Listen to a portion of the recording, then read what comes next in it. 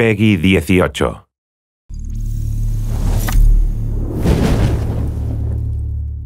It's time for another community Q&A, and if you're anything like me, you're going to want some fun facts about The Division that you can use to impress your friends and family around the dinner table, right? Okay, stick around.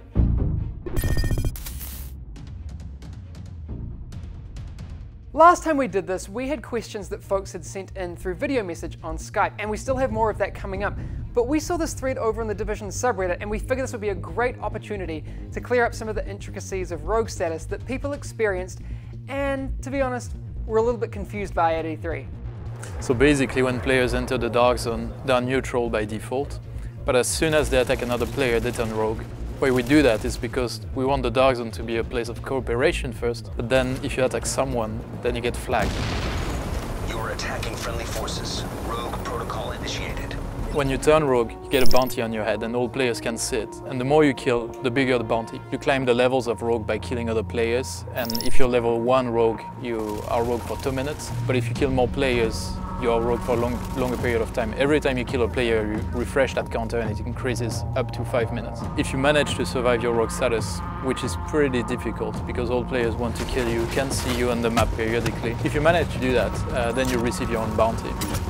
So you can progress in the dark zone by being a rogue, but it's pretty risky and difficult.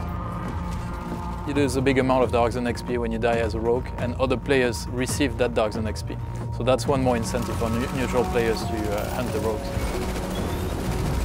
If you're grouped up with someone, there's no way you can shoot them, there's no friendly fire enabled.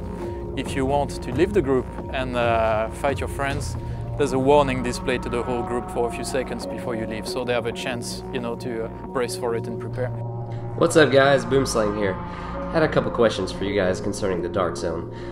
First off, is there any instance of PvP action outside of the Dark Zone? And also, Dark Zone or Dark Zones? Are there going to be more than one, or is there just one Dark Zone? I'd like to get that cleared up once and for all. Thanks. No, there's no PvP outside of the Dark Zone. So just to make it extra clear for the players that when they enter the Dark Zone, they're entering PvP. There is a lot of PvE as well, but yeah, it's an area where players can enter and help each other out with PvE or end up fighting each other instead. Are you leaving? There is one Dark Zone, one super duper mega awesome Dark Zone in the middle of Manhattan. It's very big. What we saw in the E3 demo was just a small area, a slice of the Dark Zone around Bryant Park. What's up guys, James here, the lead writer and developer on Division Blog, here to ask our friends at Massive Entertainment a quick question. Right now we know that the squad size within the Division is 4 players, however what we don't know is exactly how many players will be able to play together in the Dark Zone. Can you guys shed some light on this? Thanks. The demo that some of you have had the chance to play featured a 3v3v3 scenario. But in the game, there will be many more players in the Dark Zone, and you won't be locked into a specific group setup. The exact numbers of players that we will have in the Dark Zone is something that we have to decide, and we have to balance it by means of testing and player feedback from the beta in December. But will we have more than 9 players? Hell yes. Thanks for the questions guys, but unlike last time, we're not done just yet. It's time for some rapid fire goodness, courtesy of our friends over on Twitter. Will we be able to find weapons and gear outside of the Dark Zone? Okay, Alvin, the answer to that is definitely yes. It's also worth noting that you can find best in slot gear both inside and outside of the Dark Zone. While there may be more of the good stuff inside the Dark Zone, you also have the risk of someone having you in their sights, so you've been warned. Cameron Lewis asks, will you be able to have just your loot extracted and then go looking for more?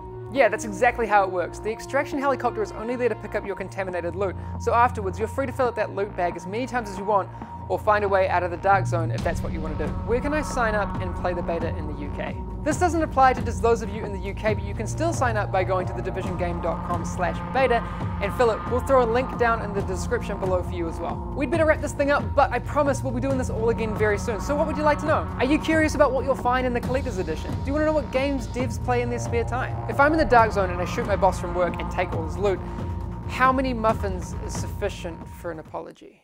As always, you'll find us on Twitter, Facebook, the official forums, the Division subreddit, and you can still send those video messages into the Division game on Skype. Have a good one. We'll see you soon.